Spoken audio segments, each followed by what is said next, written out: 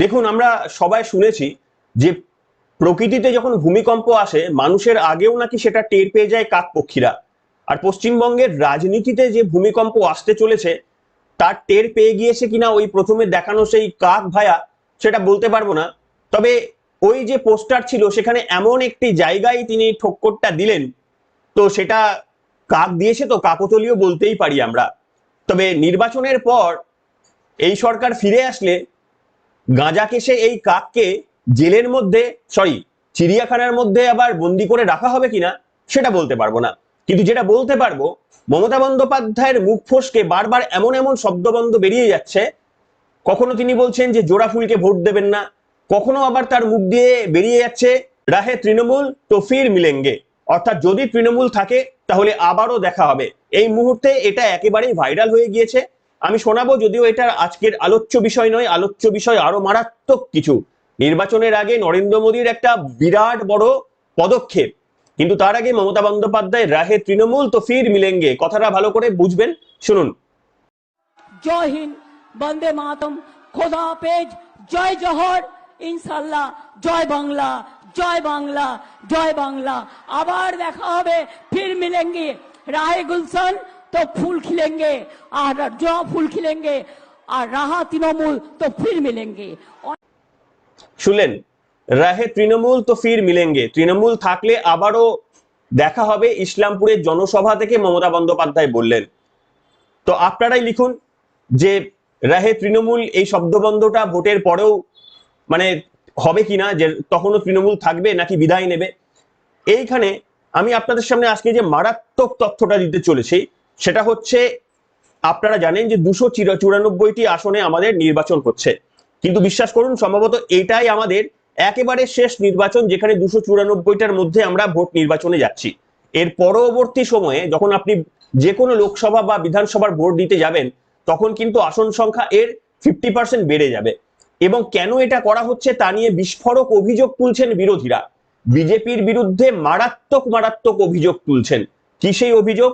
এটা করলে বিজেপির কি লাভ, তর্কের খাতিরে তৃণমূল কংগ্রেস 2026-এ চলে আসলেও তারা কি বিপদে পড়বে, আজকের পর্বে আপনাদের সামনে আলোচনা করতে এসেছি আমি, প্রত্যেক দিনের মতোই প্রলয়। নমস্কার, welcome to simple as a বিষয়, আপনাদের সকলকে স্বাগত জানিয়ে শুরু করছি অত্যন্ত গুরুত্বপূর্ণ একটি পর্ব। তবে দেখুন, ওই যে আপনাদের সামনে একটি ভিডিও না দেখিয়ে শুরু করলেই নয়, গত পর্বেও দেখিয়েছিলাম বিরোধী দলনেতা শুভেন্দু অধিকারী এই মুহূর্তে বা দীর্ঘদিন ধরে তৃণমূল কংগ্রেসের প্রধান প্রতিপক্ষ। শুভেন্দু অধিকারী যেখানে যাচ্ছেন সেখানে তার বিরুদ্ধে ঝামেলা করার একটা পরিস্থিতি সৃষ্টি হচ্ছে। গতকাল হাওড়াতেও এই একই পরিস্থিতি সৃষ্টি হয়েছে। বিরোধী দলনেতা একেবারে সেটাকে মানে মারাত্মকভাবে তার রিয়াক্ট করলেন, এমন রিয়াক্ট করেছেন তিনি কার্যত আমিও ভাবতে পারিনি যে বিরোধী দলনেতা এমন রিয়াক্ট করতে পারেন। দেখুন একবার।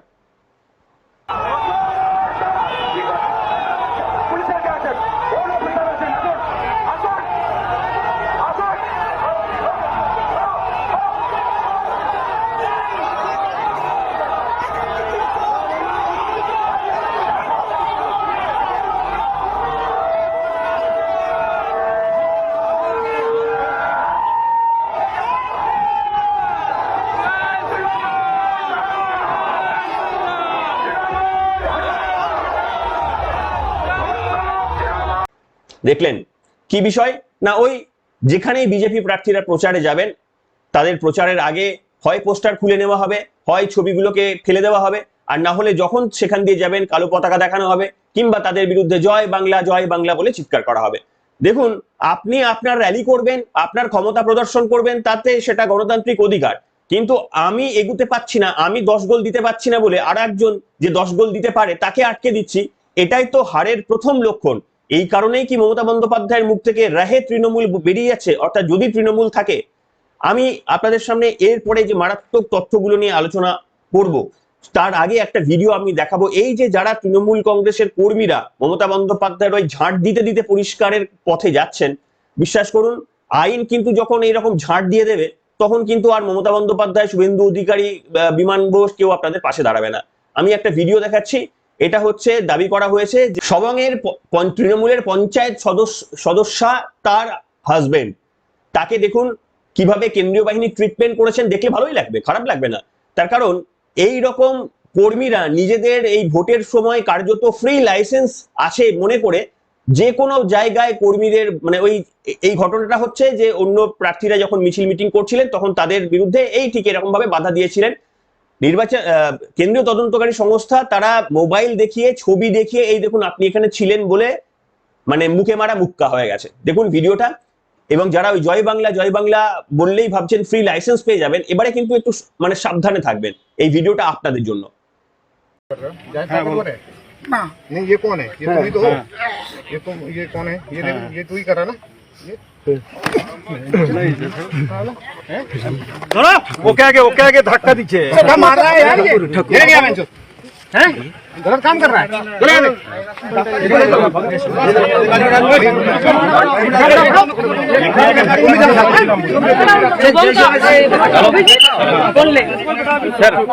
अभी चलो सर अभी तो দেখলেন, এই ভিডিওটাকে ছড়িয়ে দেবেন যাতে করে আপনার পাড়ায়, আপনার পাড়ার অন্য পাড়ায়, পাশের পাড়ায়, সমস্ত জায়গায় যেখানে ওই যারা মনে করেন যে জয় বাংলা মানেই হচ্ছে আপনি মিষ্টির দোকানে গিয়ে ফ্রি মিষ্টি খেতে পারবেন, পয়সা না দিয়ে চলে আসতে পারবেন। জয় বাংলা বলতে বলতে আপনি যদি পেট্রোল পাম্পেই যান তাহলে সেখান থেকে ফ্রি তেল ভরে নিয়ে চলে আসতে পারবেন, কিন্তু আপনাকে টাকা দেওয়ার প্রয়োজন হবে না। মানে এইরকম যেন একটা স্লোগান হিসেবে ব্যবহার করার চেষ্টা করছেন, যদিও তো উদ্দেশ্য এটা ছিল না, তৃণমূল কংগ্রেসেরও উদ্দেশ্য এটা ছিল না, কিন্তু দুষ্কৃতীদের ক্ষমতা রাজনীতির মধ্যে নিয়ে আসতে গিয়ে এই পরিস্থিতির সৃষ্টি হয়েছে। এবার আমি চলে আসি আজকের মূল পর্বে। সেটা হচ্ছে দেখুন, গতকাল নরেন্দ্র মোদী মারাত্মক 3টি বিল পেশ করার মানে প্রস্তাব করলেন এবং তার মধ্যে সব থেকে গুরুত্বপূর্ণ হচ্ছে ডিলিমিটেশন। এটা আপনাদের প্রত্যেকের বোঝাটা এই কারণেই জরুরি, পরবর্তী যে লোকসভা আপনি ভোট দিতে যাবেন, আমাদের এখন লোকসভাতে আসন সংখ্যা কত? 543টি, যদি না ভুল বলে থাকি, হ্যাঁ 543টি। এই 543টি আসন কিন্তু 50% বেড়ে যাবে, অর্থাৎ আপনি যখন ভোট দিতে যাবেন এই সংখ্যাটা 850 লোকসভাতে হয়ে যাবে। কেন এটা হচ্ছে? ডিলিমিটেশন অর্থাৎ পুনর্বিন্যাস। কেন এটা করার প্রয়োজন? দেখুন, আপনারা পক্ষেও বলতে পারেন, বিপক্ষেও বলতে পারেন, তার কারণ এটা করলে যদি বিজেপি একতরফা ভাবে ক্ষমতা কুক্ষিগত করে রাখে তাহলে নিশ্চিতভাবে প্রতিবাদ করা উচিত, কিন্তু এটা করলে যদি আপনার জনগণের, আমাদের সকলের সুবিধা হয় তাহলে এটাকে গ্রহণ করা উচিত। আগে পুরোটা শুনুন, তারপরে মন্তব্য লিখে জানাবেন যে আপনারা কোন পক্ষে গেলেন। দেখুন, আমাদের ওই 42 অ্যামেন্ডমেন্ট বিল সংশোধনী যখন হয়েছিল সেটা হচ্ছে 1971 সালে। সেই সময় লাস্ট আসন সংখ্যা বেড়েছিল, আসন সংখ্যা বেড়ে এই 543টি হয়েছিল এবং তখন ভারতের জনসংখ্যা ছিল 60 কোটি। আজকে 2026 সাল, সেই জনসংখ্যা আমাদের 140 কোটি পেরিয়ে গেছে। সেখানেও যদি ওই একই জনবিন্যাস রাখেন, অর্থাৎ এক একটা লোকসভাতে প্রায় 25 লক্ষ থেকে 26 লক্ষ লোকসভা মানুষ পিছু একজন মাত্র প্রতিনিধি। সেই কারণে এটা তো মানে 1971 সালের জন্য ঠিক ছিল, কিন্তু এখনকার জন্য ঠিক নেই। আর নিয়ম ছিল 1971-এর যে এই যে সিট জনবিন্যাস করা হলো, আসনের সংখ্যা বৃদ্ধি করা হলো, এটা 2001 সাল পর্যন্ত ফ্রিজ হয়ে গেল, পরিবর্তন করা যাবে না।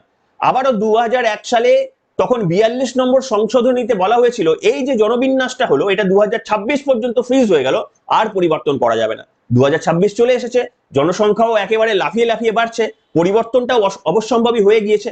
তার কারণ ওই যে বললাম যে একটা, যেমন স্কুলেও আপনারা একটা নিয়ম রয়েছে যে 60 জনের জন্য একজন শিক্ষক, সেটা যদি 120 জন হয়ে যায় তাও যদি আপনি একজন শিক্ষক দিয়ে ম্যানেজ করার চেষ্টা করেন, স্কুলে যেমন সেটা করা সম্ভব নয়, আর এটা তো আরো অনেক বড় একটা জায়গা, সেখানে অনেক বেশি কমপ্লেক্সিটি, মানুষের প্রবলেমও অনেক বেশি, সেখানে তো করা একেবারেই সম্ভব নয়। সেই উদ্দেশ্য নিয়েই এই বিল পাস করা হয়েছে।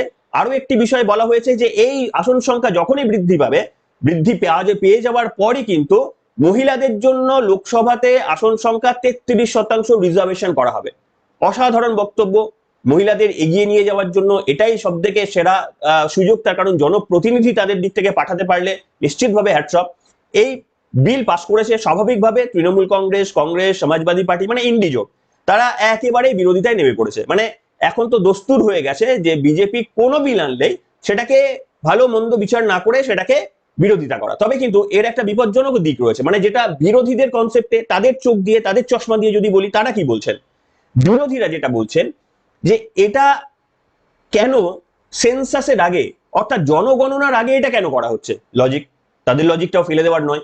2027-এ আমাদের জনগণনা হবে, তাহলে সেই জনগণনার উপর ভিত্তি না করে যে কোথায় কত এসটি রয়েছে, এসসি রয়েছে, পিছিয়ে পড়া মানুষ রয়েছে, কত সংখ্যক মানুষ রয়েছে, এই আপডেটটা না পেয়ে কেন এটা করা হচ্ছে।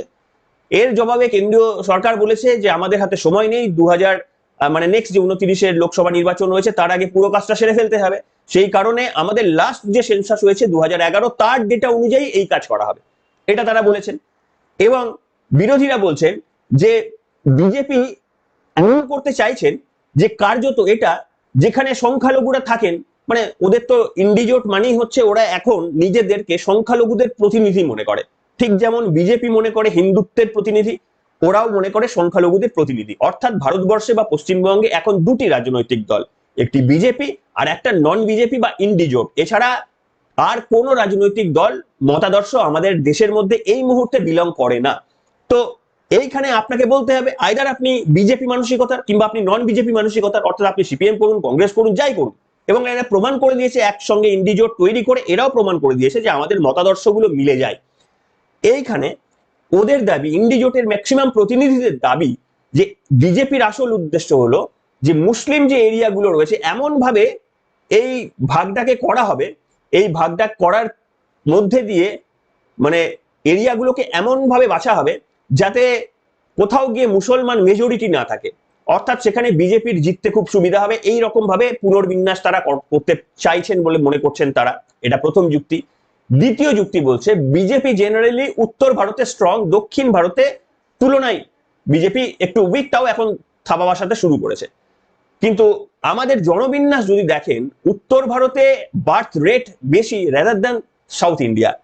সেই কারণে এরা মনে করছে, বিরোধী দলরা, যে যদি এই জনগণনার পুনর্বিন্যাস হয়ে যায় এবং ছোট ছোট ভাগে ভাগ হয়ে যায় তাহলে উত্তর ভারত থেকে বেশি প্রতিনিধিত্ব হওয়ার তৈরি পেয়ে যাবে, অর্থাৎ সেই ক্ষেত্রে বিজেপির প্রতিনিধি সেখানে বেশি পৌঁছানোর সুযোগ পেয়ে যাবে। দক্ষিণ ভারতে সেটা হবে না। এবার এই যুক্তি খাতায় কলমে তারা প্রমাণ করতে না পারলেও ইন্ডিজোট তারা মৌখিকভাবে এই যুক্তি বলেছেন। কিন্তু প্রশ্ন হচ্ছে আপনি যে যুক্তি দিন না কেন, আপনার যে কোনো যুক্তি থাকতে পারে যে বিজেপি আজকে উত্তর ভারতে স্ট্রং, আজকে কংগ্রেস, তৃণমূল কংগ্রেস, আপনি যদি আপনার নীতি, আপনার আদর্শ ঠিক করেন তাহলে আপনারা উত্তর ভারতে স্ট্রং হতে পারেন। আজকে আপনারা শুধুমাত্রই একটা তোষণের রাজনৈতিক দল হিসেবে নিজেদের প্রতিষ্ঠা করে আপনারা যদি ভাবেন যে উত্তরে আপনারা স্ট্রং হবেন, দক্ষিণে স্ট্রং হবেন, আপনারা পোস্টার হয়ে যাচ্ছেন। তো আপনাদের নিজেদের আভ্যন্তরীণ পুনর্বিন্যাসটা না করে এটা করতে পারেন না। কেন করতে পারেন না? আমাদের এটা ইম্পর্টেন্ট। যেমন উদাহরণ দিলাম, একটা ক্লাসে এক সময় 50টা বাচ্চা ছিল, তার জন্য একটা টিচার ওয়াজ এনাফ। কিন্তু ওই ক্লাসে যখন সংখ্যাটা বেড়ে 100 হয়ে যায় তার জন্য সেখানে আপনি একজনই টিচার রেখে দিলেন এবং বললেন যে মানে একজন টিচার না রাখলে মানে এটা ঠিক সমতা হলো না। এই যুক্তি ভারতবর্ষ ছেড়ে দিন, পৃথিবীর কেউ আপনাদের এই যুক্তি সহ্য মানে মানবে না। আপনি উত্তর ভারতে উইক, নাকি আপনি পশ্চিমবঙ্গ ছাড়া অন্যান্য জায়গায় দাঁত ফোটাতে পারছেন না, এর দায় এবং দায়ভার আপনাদেরই নিতে হবে। এইখানে আমি একটা মারাত্মক মারাত্মক মারাত্মক জিনিস দেখাবো। এবং যারা এই পর্যন্ত শুনলেন ভালো, যারা এবারটা শুনবেন তারা কিন্তু আরো একটা মারাত্মক তথ্য পাবেন। আমি জেনারেলি মোটামুটি সব পত্রিকাগুলো একটু পড়ি, সে তৃণমূল পন্থী পত্রিকা, অ্যাডভার্টাইজমেন্টের লোভেই বলুন কিংবা নৈতিকতা আদর্শের ভিত্তিতেই প্রথম দিন থেকেই তৃণমূল পন্থী বা কংগ্রেস পন্থী সংবাদ মাধ্যম বলুন, আবার বিজেপি পন্থী চ্যানেল বিভিন্ন রয়েছে। সংবাদ মাধ্যম এই মুহূর্তে কম রয়েছে, তার কারণ ক্ষমতার পরিবর্তন ছাড়া সংবাদ মাধ্যম ওইভাবে প্রচার করা একটু মুশকিল। কিন্তু বিজেপি পন্থী যে 11 টিভি চ্যানেলগুলো রয়েছে সেগুলোও দেখার চেষ্টা করি। সেখান থেকে গতকাল আমি একটা মারাত্মক তথ্য মানে জিনিস পেলাম, সেটা হচ্ছে আনন্দবাজার পত্রিকা। আমার খুব পছন্দের, কারণ এখানে অনেক এত কিছু রসদ দেয়, ইনফরমেশন যেমন দেয় তেমনি এরা এবার ভেতরে কি কি করে সেটাও অনেক তথ্য দেয়। দেখুন কি লেখা রয়েছে, ক্ষমতার সমতা থাকবে না উত্তর এবং দক্ষিণ ভারতের মধ্যে, কি এই ডিলিমিটেশন বিল, কেন তা নিয়ে কেন্দ্রের সঙ্গে সংঘাতে বিরোধীরা, এই নিয়ে প্রশ্ন করেছেন, লিখেছেন। প্রথম স্ট্র্যাঞ্জারটা পড়ুন, এটা কিন্তু আপনি কোথাও পাবেন না সিম্পল অ্যাজ এবিসির পর্দা ছাড়া। দেখুন কি লিখেছে, রাজনৈতিক মানচিত্রে এক যুগান্তকারী পরিবর্তনের প্রস্তুতি নিচ্ছে ভারত। এর মূল চালিকা শক্তি হবে সরকার বলছে। সংসদে মহিলাদের জন্য 1/3 আসন সংরক্ষণ করার কথা, পাশাপাশি রয়েছে লোকসভায় পুনর্বিন্যাসের প্রস্তাব।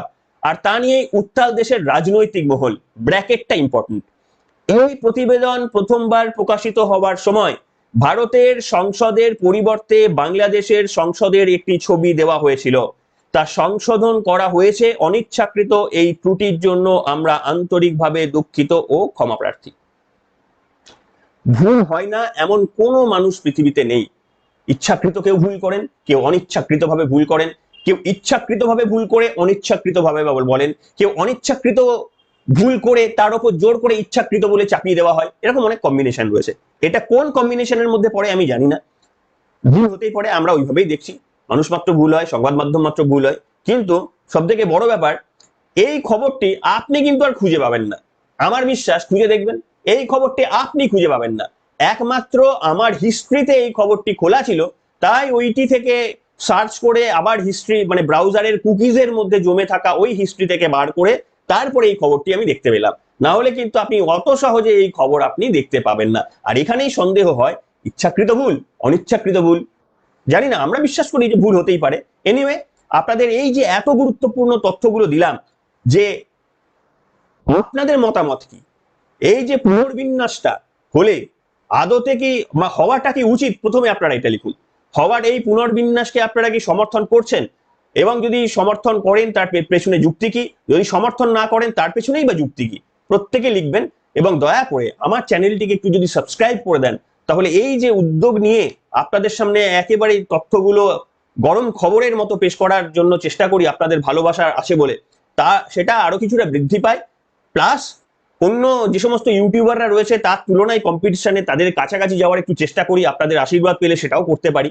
তো এনিওয়ে, আপনারাই মানে যা বলবেন সেটাই হবে। তো আপনারা একটু যদি এইদিকে আমাকে এনকারেজ করেন, বাধিত থাকিব। এনিওয়ে, সবাই ভালো থাকবেন, গুড বাই।